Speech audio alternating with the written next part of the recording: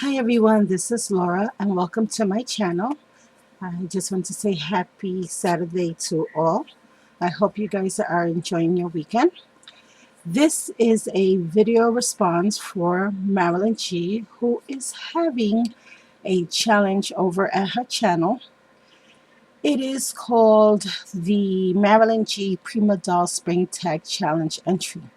And Marilyn had several different requirements for the tag. One, of course, was that you had to use spring colors. It had to be a tag. You had to use some wings. And boy, are those rules important because tell you what, guys, I actually created a tag last week in hopes to mail it out to Marilyn. And what I had not realized was I forgot the wings part. And I'll share that separate tag with you in another video. And after I finished creating the tag, I realized I made a mistake. So I had to start over. And the grandson and the daughter-in-law came for a visit, and they were here for a week. And that kind of put a halt on my crafting. So I'm sorry, Marilyn. I did want to support your challenge in every way that I could, but unfortunately, I'm not going to be able to mail it out in enough time. I just finished it, so I decided to make the tag for a friend of mine. It's going to be a surprise, but I still wanted to support and do this challenge because I just thought it was amazing and fun.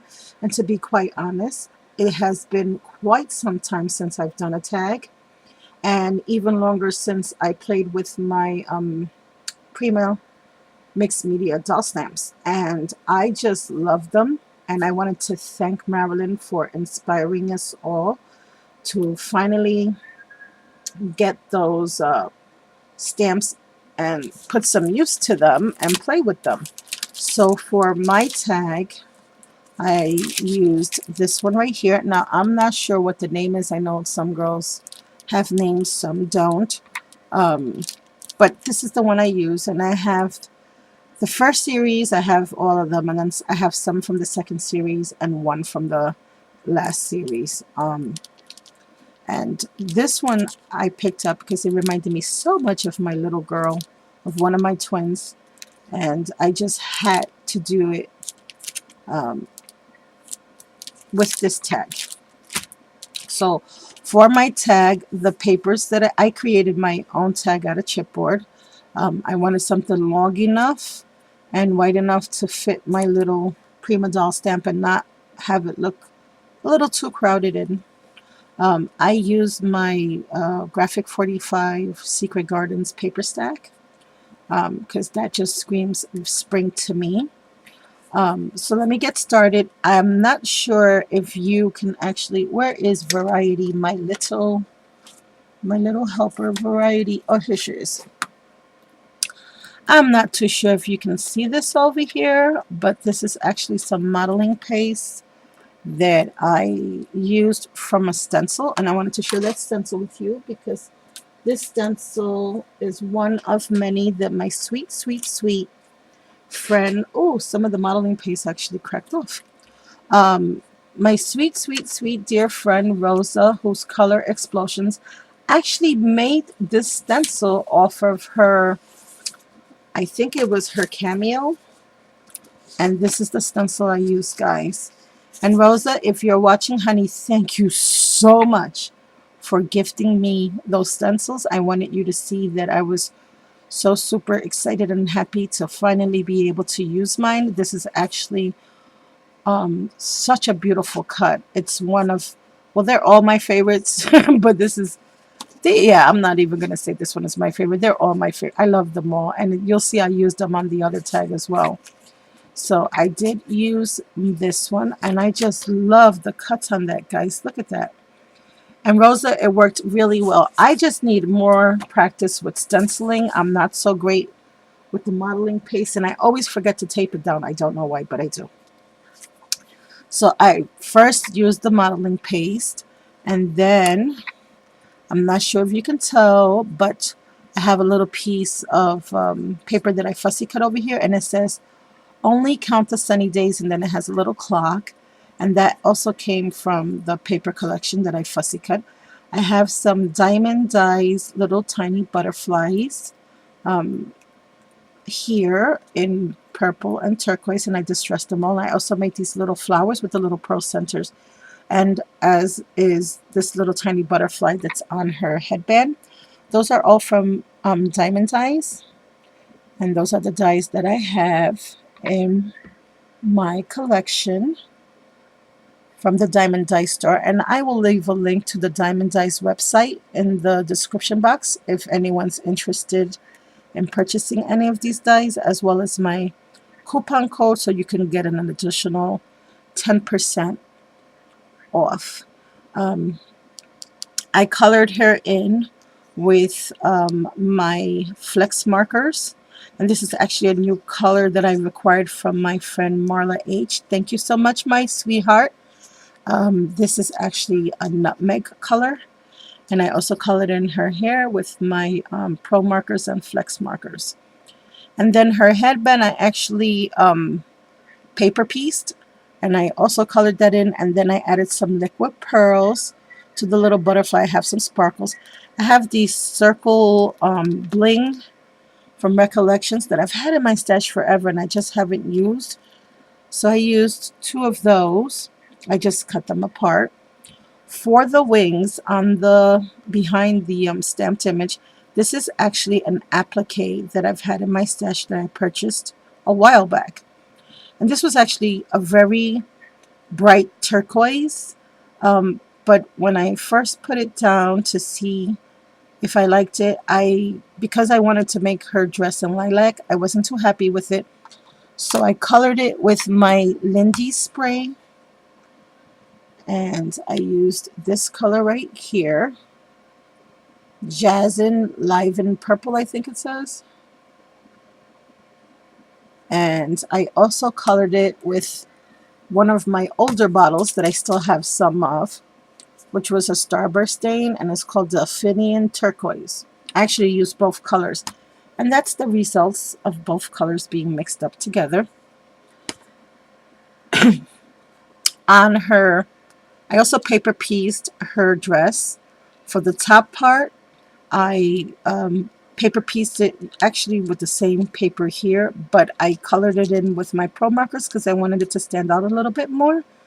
And then I added some liquid pearls as well to those. And the liquid pearls that I used on her headband as well as her top is called Baby Blue, which is this one right here. And I love my liquid pearls. Oh, they are just fantastic to play with. I did cut her hand, or her arm rather, from the dress. And this is one of my resin pieces. It's a little basket purse, and I wanted to add it onto her arm as if she was carrying it. I added a little bow that I had in my stash.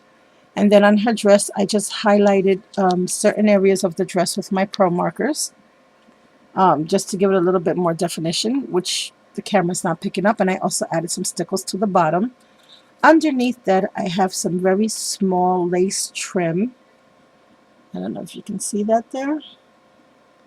That I kind of popped up the skirt, and then I just added the trim. Back here, I fussy cut some of the flowers from the paper collection, and then I just put it on pop dots.